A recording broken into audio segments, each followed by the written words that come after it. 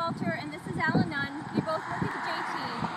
I was issued the Ice Bucket Challenge by my friend Kendall in Texas, but I am a wimp when it comes to cold. I hate the cold, like with a passion. I made my donation to the ALS Association, of course, but then Alan stepped in and generously offered to be my stand-in for the Ice Bucket Challenge.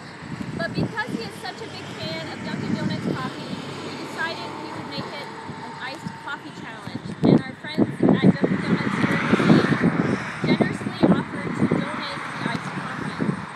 So Alan, I will turn it over to you. But first, we also want to issue everybody else a challenge to please make a donation to the ALS Association or another cause that you feel passionate about. All right, Alan, good luck. I hope your hair is okay. Here we go. Ready? Nice speech. Yep. Bring it on. All right. 1, 2, 3.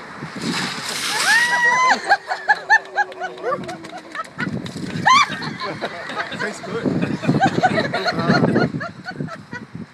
Okay, and I'm personally challenging Ashley Peterson, Brian Yakel, and Michael Silva.